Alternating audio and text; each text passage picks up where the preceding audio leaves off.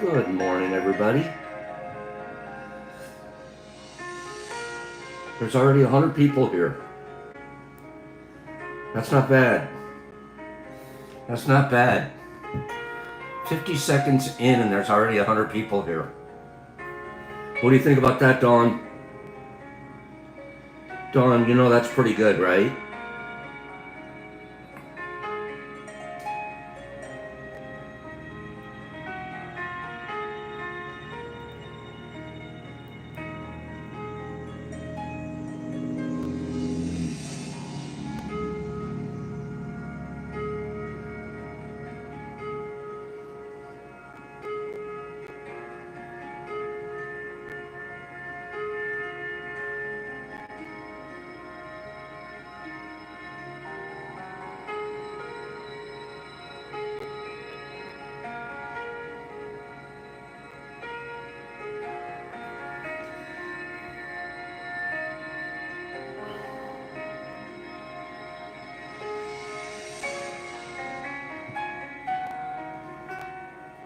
Glad Dawn agrees with me.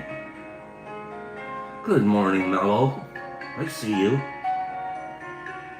Morning, Mr. Phillip. Meow. Catzilla. Good morning. Good morning, Aggie. Snap.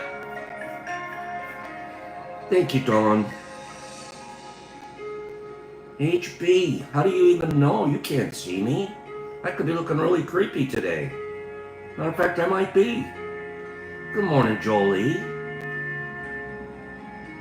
Good morning, everybody. Doing very well here this morning. 16 people, 12 likes. There's my snappy buddy. Laura, has anybody told you you're divine lately? Because you sure are. Good morning, Jim. Good morning. Marky Z. I feel like you should be in a boy band. Every time I say Marky Z, I think boy band. With Derek Anderson. D.A. Herbie. Marky Z. And Jimmy Max. That's a boy band. That's a boy band right there. Good morning. Santa, are you having a problem with the sound? Is the sound okay on my end? Can you guys hear me? Can you guys hear me over here? Don Fike said he could. Jimmy, you like being in the band, don't you? Jimmy, thank gosh I made it through auditions. Okay, HP, thank you. Jimmy's like, I made it through auditions. Thank goodness. Good morning, Hags. Of course you hear me. Otherwise you wouldn't have known I said snap. There we go. Good morning.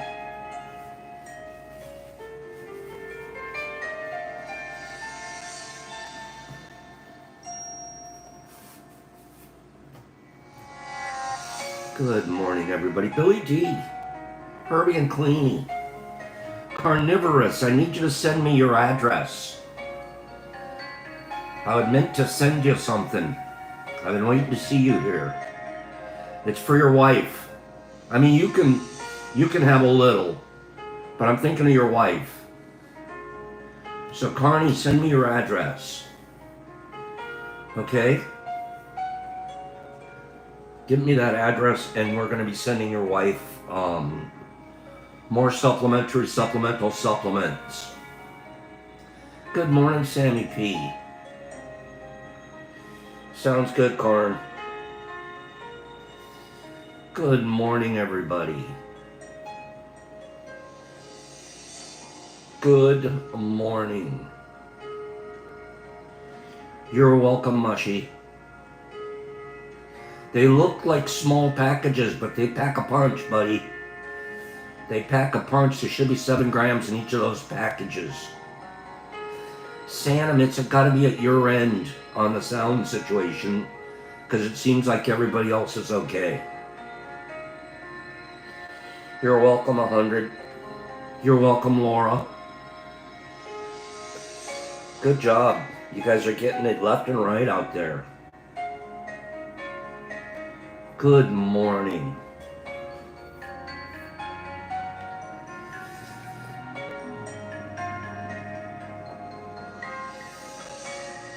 Trenty the Trenty Trenterson. Hey, Paranoid Goats. Sir Chris.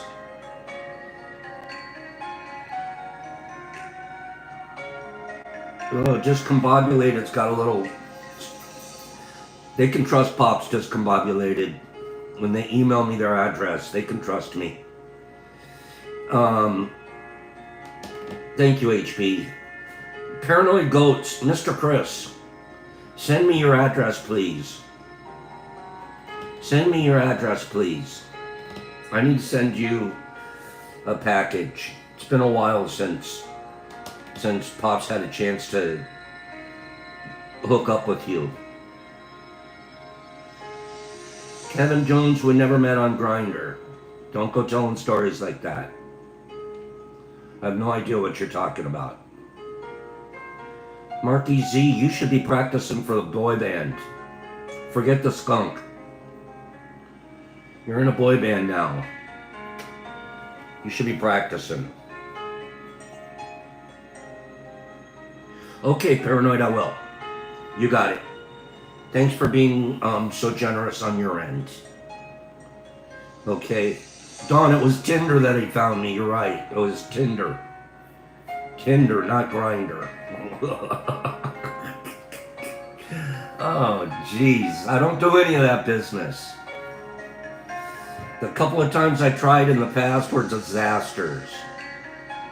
I remember when my sisters tried setting me up on, what was it? Match.com. Something Match.com. Got it, Carney. Thank you. Match.com. You guys remember the story. Disaster's too big a word. Disaster's more like floods in Texas, but it was certainly an uncomfortable situation when I showed up at the coffee house to meet somebody that didn't look like their picture. Derek, you did an eHarmony craze? Higgs, I agree with you. Higgs, you and I we're old school. I still find mine at the library. Good morning, Nikita. I still look for my girls at the my possible dates at the library. And by the way, I haven't been to the library in years. So you know what Pop's dating life is like right now. I date mushrooms. I date tubs. That's what I date. Hags, you got a good point there. As much as time as I spend at the post office, I should be able to find another one over there. Cleany met Nippy at work. Interesting. HB, I date mushrooms now. I date my tubs. It's about all I have time for. Okay? Now, if she wants to come over and take care of the tubs for me, if she wants to do a shift, 3 or 4 shifts a week, okay? Timu, that's always good. Grow bags are always good, or a Timu. Herb, if she wants to do 3 or 4 shifts a week, Kim at MVP at Pops, that's right. You guys are so cute together. Yeah. 3 or 4 shifts a week, and I might start liking you. Oh, eggs. We're still creating it, aren't we? We're still creating it right here, right now. Good morning, you guys. And I hope you guys are having better marriages and relationships at home. Okay, Herb, they got to prove they're serious. I'm thinking a minimum 4 shifts a week. You know, just to break her in. Okay? The problem is I have to blindfold her before I take her over. Because I don't want anyone to know where the house is. Nippy, that's sweet of you to say good morning, Pidgey.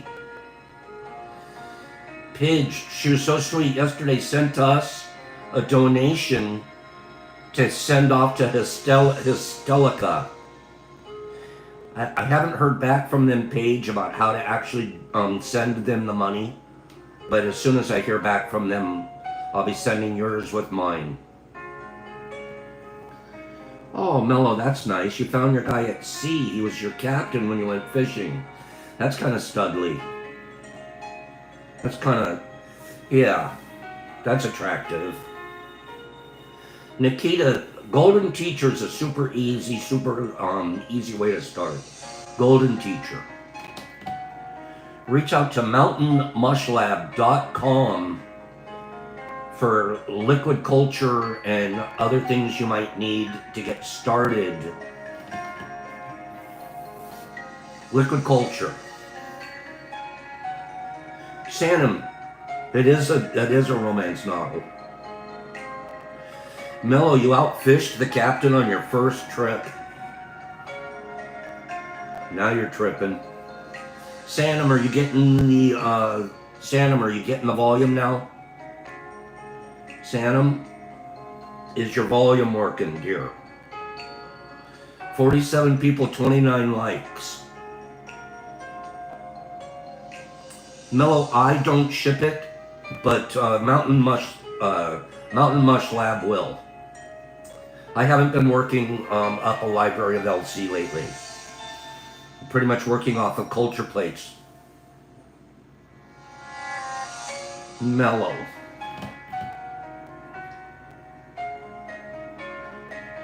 How's your sound doing, Sanum? I agree with what 100 people said. If you hit like, you get good luck. Good morning, everybody.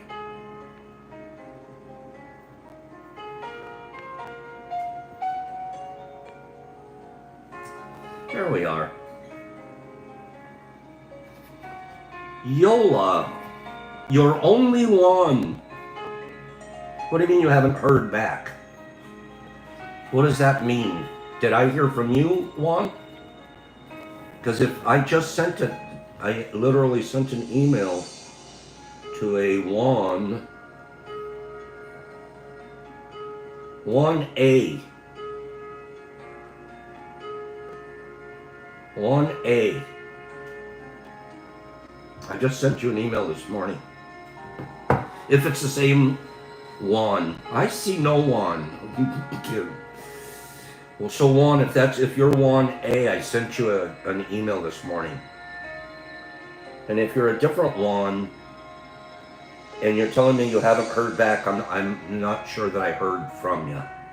Good morning, Nerdy. There's my guy. And Jesus Christ. Okay, so you're Juan A. Juan, check your email. I sent you a message, a reply this morning. You sent me a message yesterday, and I sent you a message this morning. Okay? Good job, everybody.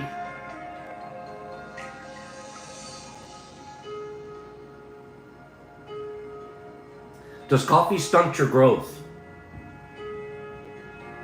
Does coffee stunt your growth?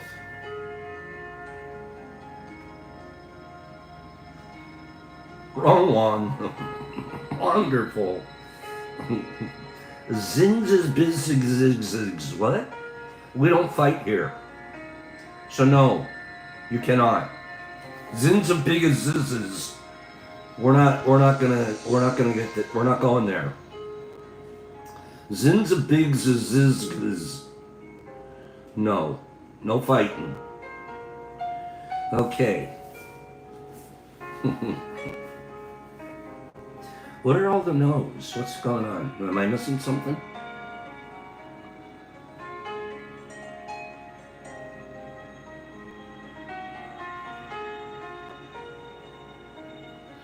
Right, Sammy? No, Jesus Christ, we don't fight like that. What are all these? Oh, my caffeine question. Can coffee stunt your growth? Thank you, thank you. Dumb pops. Silly pops.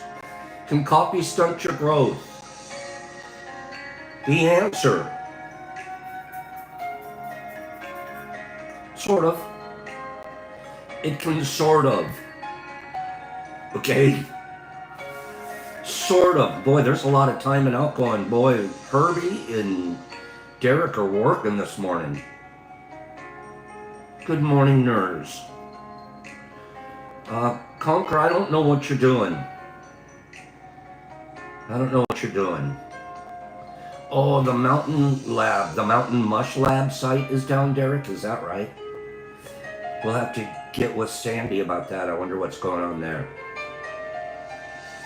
Yeah, Jimmy, they're working their tails off this morning, aren't they?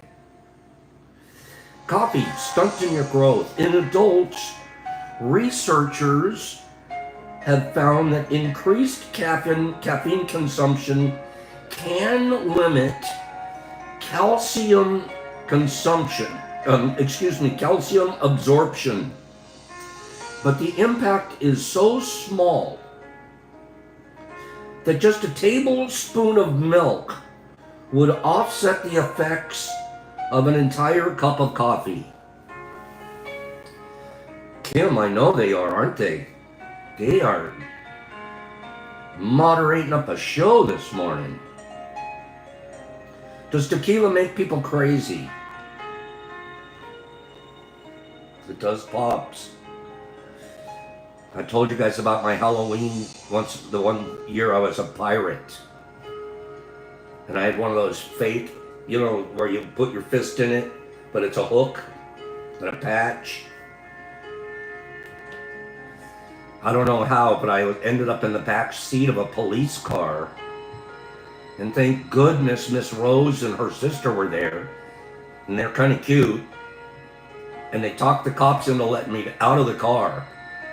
Which cops never let you out of the car once they put you in the car. Okay? They never let you out of the car once they put you in the car, but they let me out. And then Rose and her sister wouldn't talk to me for 3 weeks. Okay? They're like, that's it. And I was just dating her.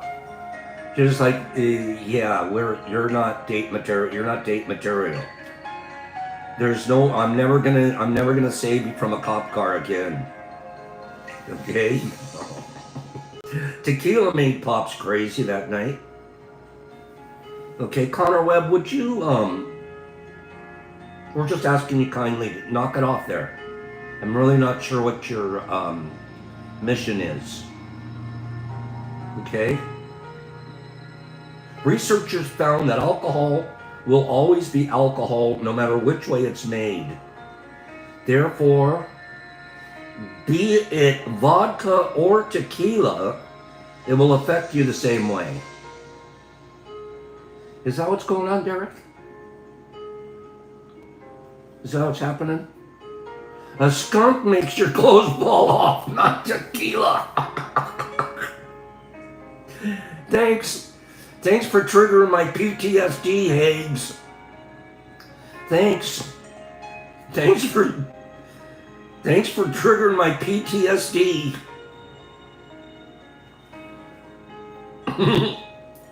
Jeez.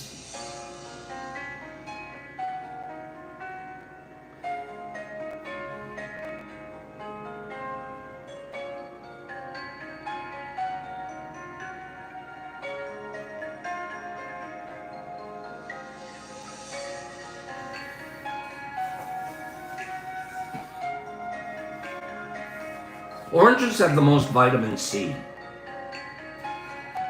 Oranges have the most vitamin C. Jesus, when they stink as bad as my clothes stunk the other day, no way. I couldn't keep them on. Oranges have the most vitamin C. True or false? Bill's not buying it. Tim isn't buying it. Classic saying, go eat a pepper if you want vitamin C. Oranges actually have less vitamin C than many other common fruits and vegetables. Huh. I always think I'm a little deficient on my vitamin C. Get me an orange. I love the sections. I love to eat an orange in sections. Peel the orange and then you have the little sections. For example, a cup of chopped red bell pepper has almost 3 times more vitamin C than an orange. Chopped red pepper. You're going to be vitamin C'ing up a show. Personally, Mike Barbell, I do not like grapefruit. I've never liked grapefruit. You know another one I don't like? I don't know if there's vitamin C in it. It's a lot of water. I gotta be honest. Okay, carnivorous, thank you. Vitamin C. I mean, the fruit I probably like the least. Go ahead and guess. Whoever guesses the fruit Pops likes the least, I'll send a pack of supplementary supplemental supplements. Go.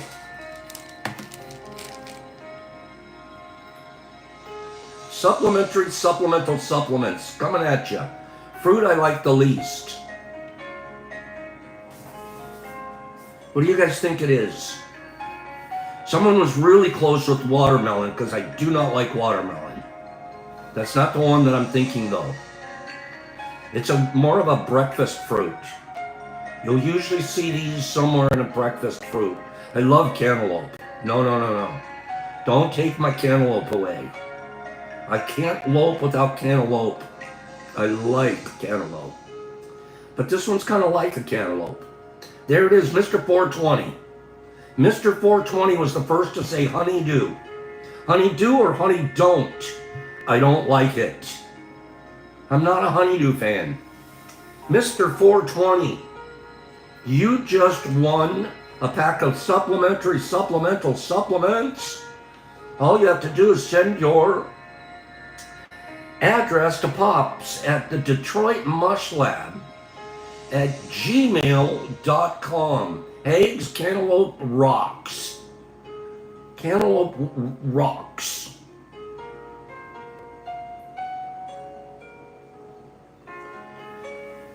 More than 50% of the richest people in the world inherited their money. True or false? More than 50% of the people in the world, richest people in the world, inherited their money. It's true or false? Little trust fund silver spoon babies. Is this true or is it false? We've got trues and we have falses as our answers. More trues, more of you believe that. Okay, so guess what?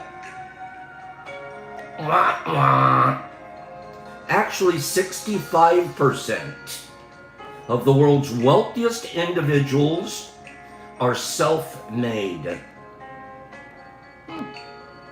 With 16% having only partially inheriting their wealth. Only 19% of the world's wealthiest people in the world have inherited their wealth. And all 19% have the lowest net worth out of the ultra-high net worth individuals. So if you inherited it, you're rich, but you're not the richest of the richy riches. The richest of the richy riches actually did it themselves. You know, that's somewhat comforting. That's actually, I like that. HB Wright, go do your best. I actually think that that's pretty good. Now, out of that group of wealthy people, 50%, 52%, I should say, are actually investment bankers. True or false? Oh, Nephi, that's a whole nother story, right? 52% of the richest people in the world are investment bankers. True or false? You guys aren't buying that one? You guys buying this one, or you buying or you selling? What do you think? Investment bankers, 52%. Pop totally made up the number 52. Sounded good. I made it up. Only 19% of the richest people in the world are involved in the finance industry. Only 19%. Okay? Jared, I'll give you one more. You guys ready for one more? You have to go to an Ivy League university to become part of the ultra wealthy. Ivy League University creates ultra wealth. True or false? Sure, a lot of network going on in those universities though, right? Paige goes, no, but it helps. Okay, it's false. Although Harvard has the most ultra wealthy as its alumni, the combined alumni from all Ivy League University only make up about 3.5% of the world's ultra wealthy population.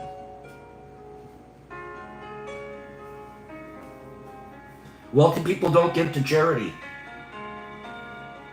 Wealthy people do not give to charity. I think that automatically you know that's going to be false because they're looking for tax breaks. Okay? They're looking for tax breaks. The average ultra-wealthy philanthropist donates $25 million over his lifetime. $25 million over their lifetime. The average billionaire gives away $100 million in his lifetime. But his name is on the building.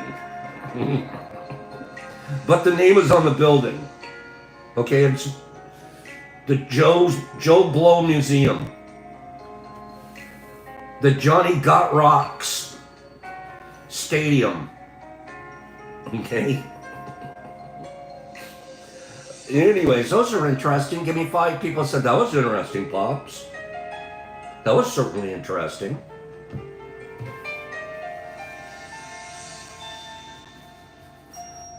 You guys want to celebrate women in mycology a little bit more today? Kim, thank you. Women in mycology. The role of women in mycology, a tribute. Okay? This Women's Day month, may we be fully aware that the relationship between science and women has been a hard one. This blog will show some of the more popular names and the ones that paved the way. We must not forget that mycology as a field has been around a long, long time before it was termed mycology. While I would refrain from calling myself a mycologist, I believe this field requires, above all, a curious mind, which is open to possibilities. You know, I agree with that. Mycology takes a curious mind, and we have that. Think of all the curious individuals here and the added up total amount of intelligence. It's pretty enormous. Look over here. Watch some of these quotes.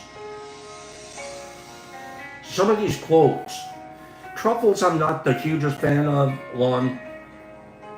I think anything that comes from nature, we overprice stuff, and it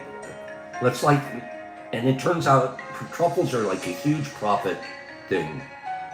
And it is what it is. I'm not gonna sit in I don't have a self-righteous point of view. Having spent a few years with mushrooms through Nuevo and understanding their behavior, I continue to be enamored of their ways. As a woman, we're often challenged in roles of leadership, but we do jump from the shoulder of giants, female giants. Nerdy, we're getting to her. Okay, female giants.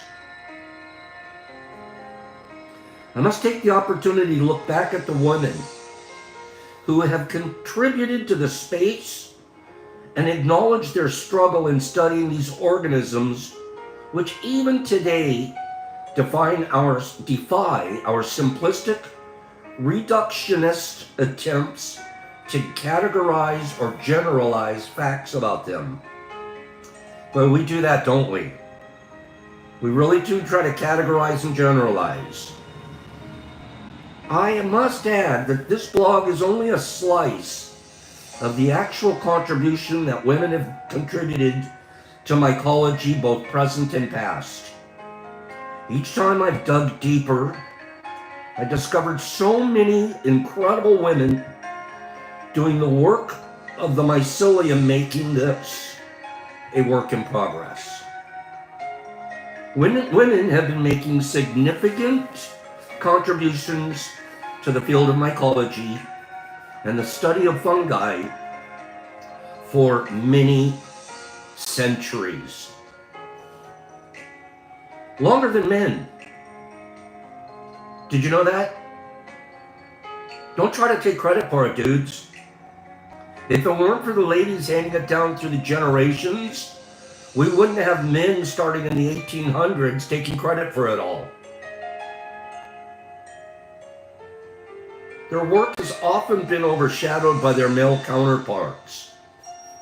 In recent years, there has been a growing movement to recognize and celebrate the contributions of women in mycology. Let's explore a little the history of women in mycology, their current contributions, and the challenges they face. Chanel, is it okay? Are you doing okay? We're talking about women in mycology. Listen to this. This is kind of an interesting factoid. You ready? Current estimates suggest that fewer than 10% of all fungal species have been described. Less than 10% of all fungal species have been described. It was only in, okay, don't look this up. Don't look it up. No Google, no Google, no Google, no Google, no Google, no Google. I'm going to give away another pack of supplemental supplements to the person that answers this question correctly. Okay? The person that answers this question correctly.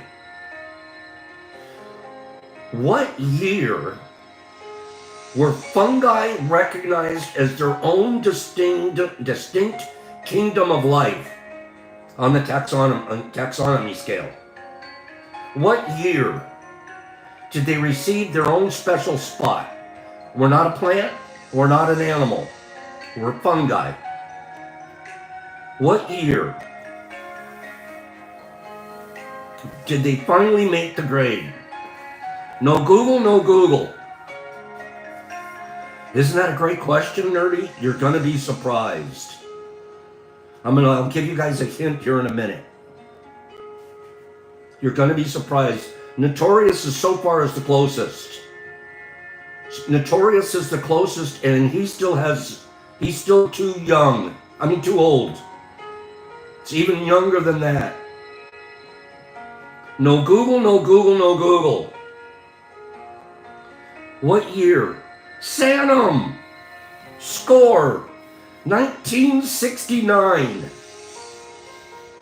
Can you believe that? It took all the way to the year 1969 that fungi were recognized as their own distinct kingdom of life. Sanum scores, send me your address, Sanny, and I'll send you a pack of supplemental supplements. 1969. That'll be an easy one to remember. Just about the time we were heading to Woodstock, we were figuring out a new taxonomy scale. There are fewer opportunities to research fungi than animals and plants. Okay, Sanum, you decide who to send it to. Sanum, pick somebody from today. You pick them. You pick somebody and tell them to send me your address, their address. You pick. Okay? Sanum's got something for you guys. Pay attention. Even though fungal pathogens are on the rise, no vaccines have been developed against fungal infections. Sanum, tribal science sounds good. Tribal science. Sanum just sent you a package of supplemental supplements. Bud, you're just seeing it, the camera showing it backwards. Believe me, the map is correct. But the camera reverses everything, right? Tribal science. Send your address to the Detroit Mush Lab, it's all one word, the Detroit Mush Lab at gmail.com. Great win, and that was really, really generous of you, Sanum. No vaccines have been developed against fungal infections, and the small number of existing antifungal drugs are becoming increasingly ineffective, as was told by Giuliana Furci and Merlin Sheldrake in a recent Time magazine article. Our early interactions with fungi go back to hunter-gatherer times when, wait for it, when women were the central forces behind foraging. Right, Paige? Often deemed to be the ones nuanced in skills of identification, while men would go out to hunt. Interestingly, a poem by Neil Gaiman captures exactly this essence of feminism, about how early scientists found their way through the thick forests, carrying their babies and finding mushrooms. I don't know about you guys, but that's a pretty cool thought bubble of mine. I have an imagination. Early indigenous people going through the forest, carrying their babies on their backs as they're foraging. Nerdy went foraging this weekend. Nerdy, can you imagine if you had a baby on your back while you were doing it? Kim, you know this one. Who wants Pops to read the poem? Give me 5 people that say, Pops, read the poem, read the poem. Give me 5 people that, Pops, read the poem. Nippy wants to hear it. Derek, Billy D. Haig said, snap, yeah. Kim, you can see Nerdy with the baby, but would the baby be wearing tie-dye? If Nerdy had a baby strapped to him, the baby would be wearing tie-dye too. Okay? The women, here's the poem. Good morning, orophile. Here's the poem. The women who did not need to run down prey had brains that spotted landmarks and made paths between them, left at the thorn bush and across the scree and look down in the bowl of the half-fallen tree, because sometimes there are mushrooms.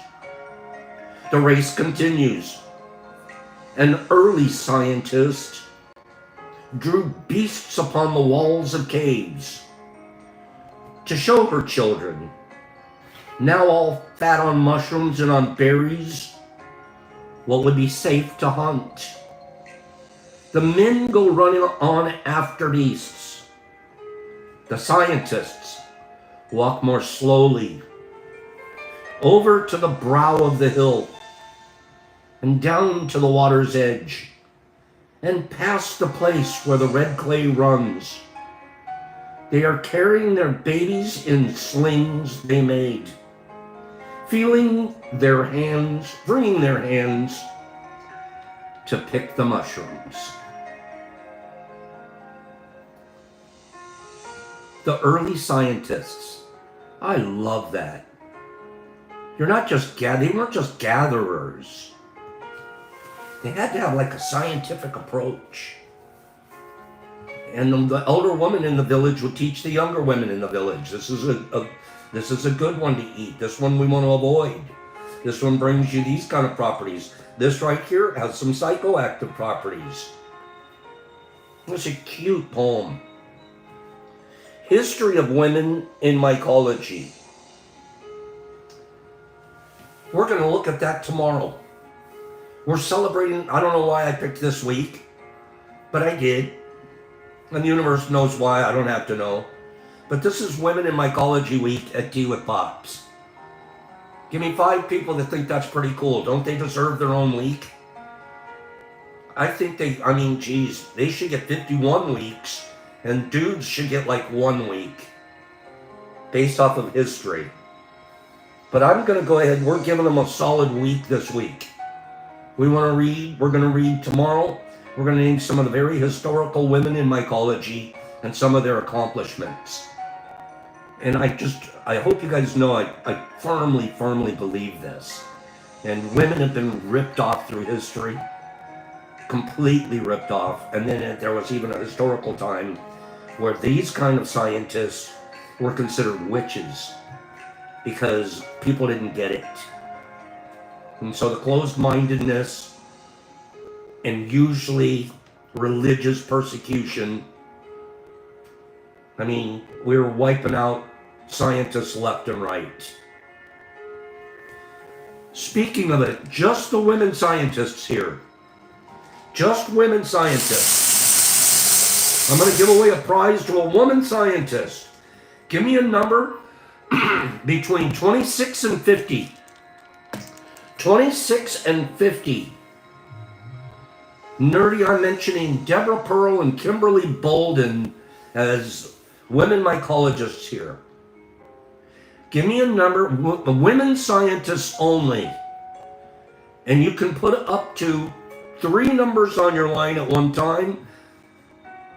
You can put up to 3 numbers on your line at one time. Go. Numbers between 26 and 50. You can put up to 3 numbers on a line at one time. Numbers between 26 and 50. Only women scientists. And or the women here.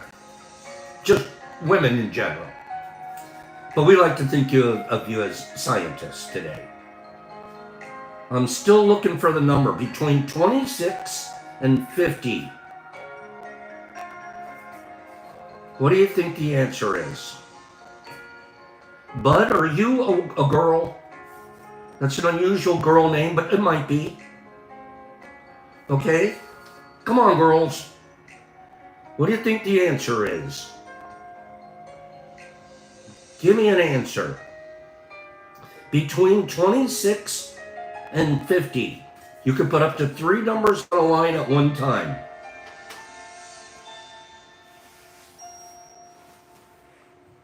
I'm still looking. I have not seen the number. Between 26 and 50. Come on, ladies. Okay, it's between 26 and 32. Between 26 and 32. Between 26 and 32. I narrowed it down a little for you. Okay? And there might be even a little trick to it. It's 26 to 32. What do you think the answer is? Exception! Exception, the answer is 26. It's a little tricky because I say between 26 and 32. Does that include 26? Exception figured out that it did. Exception, send me your address at the Detroit Mush Lab at gmail.com, and we're going to send you an exceptional package of supplemental enigma. Okay, congratulations, Exception. So that's what we did for the girls today. All right, the women scientists. We're going to do the 3 more this week. We've got to take care of the girls. We have about 15 minutes left here, 20. If you happen to have the book, The 4 Agreements, Exception, I'm glad to send it to you.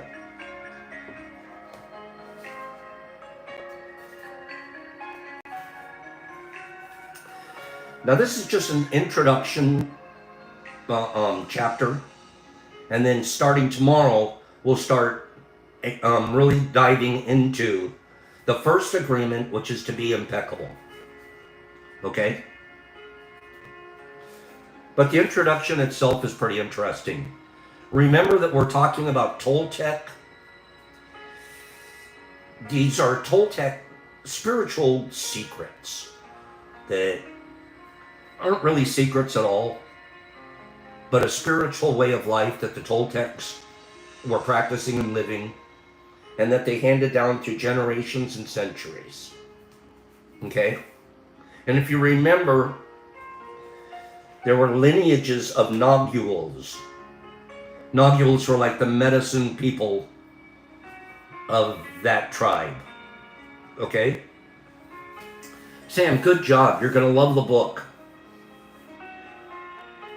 3,000 years ago, I'm in the introduction on page 15 in the introduction.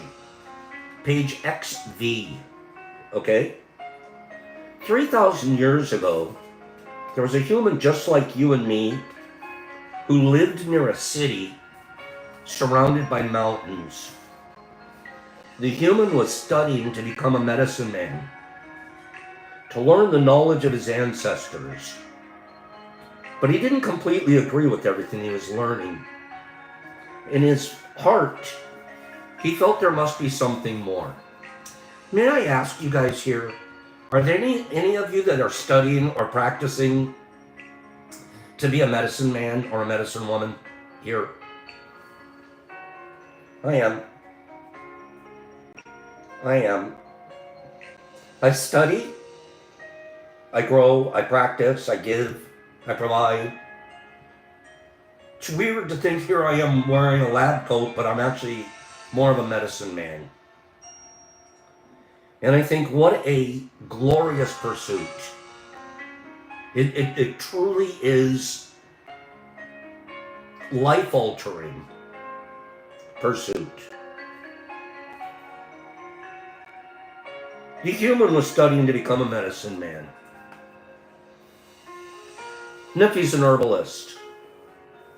Nerdy, I would call you a medicine man. I would definitely call you a medicine man. You're very much on the medicine man spectrum. Okay? In his heart, he felt there must be something more. One day as he slept in a cave, and you know what? I don't think it's a bad thing to say, hey, I think I'm a medicine man. We don't use that colloquial term too much anymore. But now we say a wellness provider. Right? Nerdy, we're on the spectrum of wellness providers. One day as he slept in a cave, he dreamed that he saw his own body sleeping. He came out of the cave on the night of a new moon. The sky was clear and he could see 1,000,000 stars. Then something happened inside of him that transformed his life forever. He looked at his hands, he felt his body, and he heard his own voice say, "I am made of light. I am made of stars." He looked at the stars again, and he realized that it's not the stars that create light, but rather light that creates the stars. Everything is made of light, he said, and the space in between isn't empty. And he knew that everything that exists is one living being, and that light is the messenger of life because it's alive and it contains all information. Then he realized that although he was made of stars, he was not those stars. I am in between the stars, he thought. So he called the stars the tonal, and the light between the stars the nodule. And he knew that what created the harmony in space between the two is life or intent. Without life, the tonal and the nodule could not exist. Life is the force of the absolute, the supreme, the creator who creates everything. This is what he discovered. Everything in existence is the manifestation of one living being who we call God. Everything is God. And he came to the conclusion that human perception is merely light perceiving light. He also saw that matter is a mirror. Everything is a mirror that reflects light and creates image of the light. In the world of illusion, the dream is just like smoke, which doesn't allow us to see what we really are. The real us is pure love, pure light. Kim, I'm agreeing with you. I don't think this is actual physics. This is metaphysics, right? This is another way of giving an analogy. This realizes the real us is pure love, pure light. This realization changed his life. Once he knew what he really was, he looked at other humans and the rest of nature, and he was amazed at what he saw. He saw himself in everything, in every human, in every animal, in every tree, in the water, in the rain, in the clouds, in the earth. And he saw that life mixed the tonal and the nodule in different ways to create billions of manifestations of light. In those few moments, he comprehended everything. Namaste. He was very excited, and his heart was filled with peace. He could hardly wait to tell his people what he had discovered. Boy, I've had that feeling. I just can't wait to tell people what I just found out. But there were no words to explain it.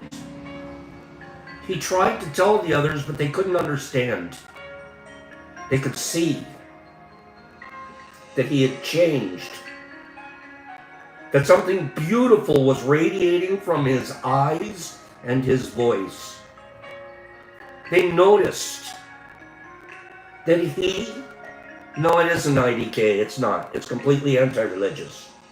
They noticed that he no longer had judgment about anything or anyone.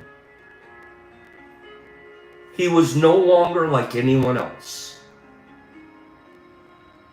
You see it when people get there. You'll notice the difference. You may not even have words, they may not even have words to explain it to you.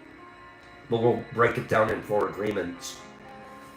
But people's eyes will start to shine differently. And where you're going to experience it the most is in their lack of judgment of other people and other things. When we can remove ourselves as the judges, we are streaming light through our eyes. Judgment will cloud them.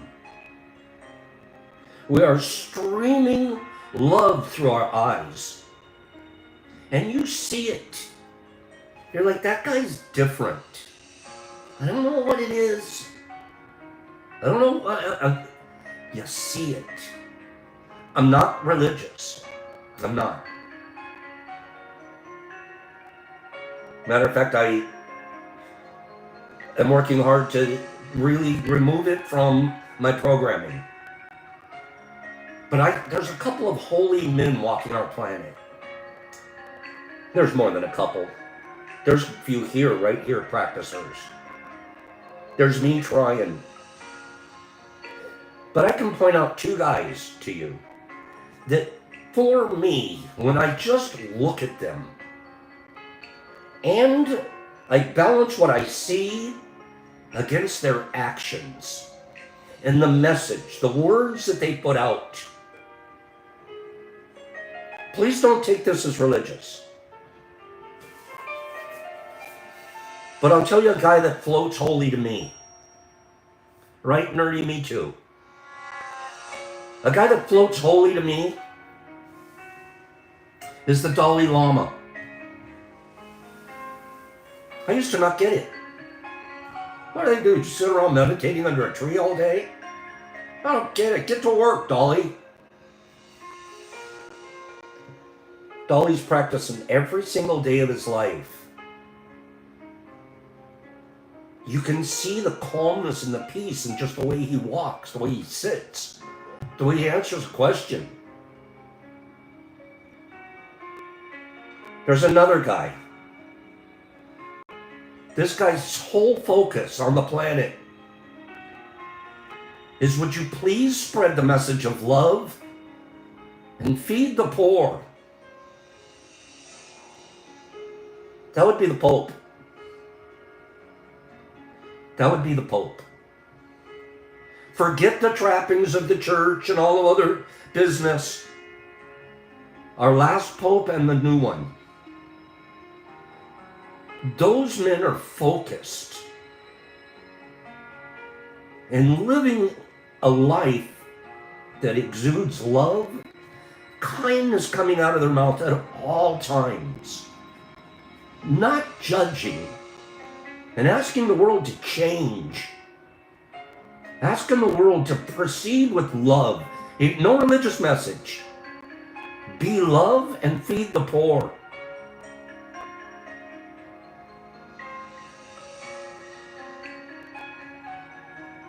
He was no longer like anyone else. He could understand everyone very well, but no one could understand him.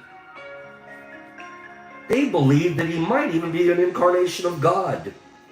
And he smiled when he heard this. And he said, "It is true. I am God. But you are also God. We are the same, you and I. We are images of light. We are God." This dude's gone back into the tribe and told everybody in the tribe, "I'm no one special. We're all special. I'm not the special one here. We're all manifestations of the light." But still people didn't understand him. He had discovered that he was a mirror for the rest of the people. A mirror in which he could see himself. Everyone is a mirror, he said. Listen to this. He saw himself in everyone, but nobody saw him in themselves.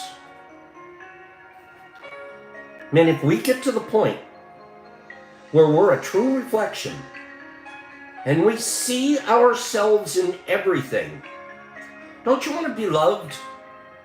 Don't you want to be cuddled? Don't you want to be lifted up? Don't you want to be made to feel good? Of course you do. We want self-love. We have self-love. Can you imagine if every single person I looked at, I'm actually seeing myself? Facets and perceptions of myself. And if I'm getting there mentally, it doesn't matter what you look like. It doesn't matter what you're wearing. It doesn't matter how much possessions you have. None of that matters. What matters is that I'm going to love you. It becomes it's sincerely easy to love what you know. And he realized that everyone was dreaming. The whole tribe. But they were dreaming without awareness. Without knowing what they really are. They couldn't see themselves. They couldn't see him as themselves. Because there was a wall of fog or smoke between the mirrors. And that wall of fog was made by the interpretation of images of light, otherwise known as the dream of humans. Then he knew that he would soon forget all that he had learned.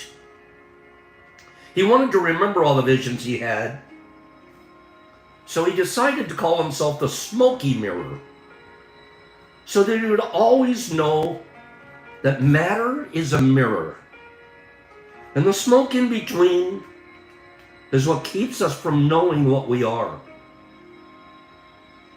He said, I am the smoky mirror, because I am looking at myself in all of you.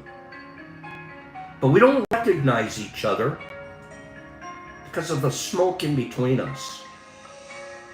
That smoke is the dream, and the mirror is you. You are the dreamer. John Lennon quote, living is easy with eyes closed, misunderstanding all you see. Tomorrow we're going to pick this up. We'll start with page 1, chapter 1, domestication and the dream of the planet. I love this message. It's esoteric. It's wise. It's not what you're going to learn in a physics class, but you'll learn it in a metaphysics class. And what we're looking for is to be centered and remove the smoke. If I am a mirror and I can remove the smoke, I'm going to love you so much more. Pops, peace, 4 things. Be impeccable with your word. Don't take things personal. Don't have expectations. And always, day by day, one day at a time, sometimes 1 hour at a time, do your best. Be practicing. Be a light. Be the one whose eyes. I'm not gonna. This is a flex. Hadn't seen my sisters in 4 years. And I aged a little, not much, but I aged a little. But they're going, you're different. What is going on? We like this. What happened to your anxiety? What happened to your talking this and gossip that? What happened?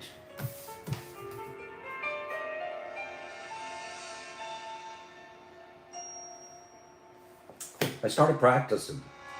It's like you haven't seen somebody in 4 years. Last time you saw them, they weighed 92 pounds. Last time you saw them, they weighed like 92 pounds 4 years ago. Now you look at them, they're Charles Atlas, they're all built up, they're pumped. They're ripped, they got abs. They're going, what happened? I've been at the gym. Let me invite you to my gym. We do good stuff at the gym. Am I right, you guys? Give me 5 people that agree. All you got to do is go to the gym. All you got to do is practice. You're gonna grow. And the fog gets lifted day by day by day. Less foggy. Less judgmental. More of an ability to see myself in you today than even yesterday.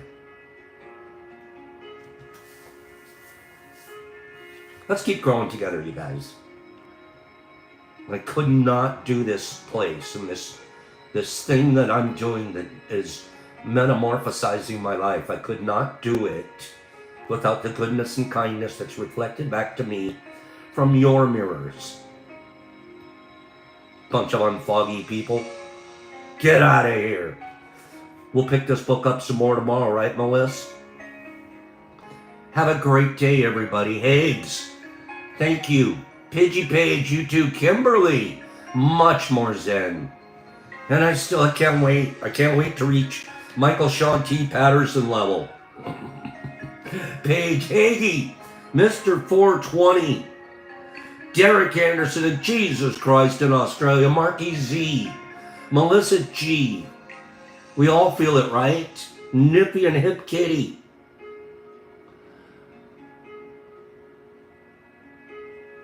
Jesse James, I'm sorry to hear that, Hip Kitty. Derek Anderson, Clean Grow, Billy D. Nippy saying absolutely. Sam agrees. Mike Baraball, Mr. 420 and Nerdy, 100% agree. Hags, we're at the mirror cleaning gym. We're polishing our mirrors here, right? Marky Z and 100 people. Mike Baraball and Melissa G. Mark Z. Mike Baraball, Hip Kitty. Nippy and Oreo. And Kim Kim. And Catzilla and Cleany. And Jolie Cantor. And Hags Pops Peace Snap. Jesse, I appreciate you just as much back. Bud, you have a great day. Laura, you have a divine day. Melissa G, have a beautiful day. HB, have a good day. Notorious, have a great day. 100 people, have a great start. Hip Kitty and Mushmouth, love ya. Sammy P, 100 people. Michael Patterson, Sean T, Marky Z, Derek Anderson, Joy Boy. Good morning, Joy. Braden, Pops, peace, love. Nerdy polishing our mirrors. Yeah. Jimmy Maxwell, HB, Hit Kitty, YouTube, and Santa. Pops, peace. See you tomorrow. Let's keep celebrating women in mycology this week. Yeah? Yeah.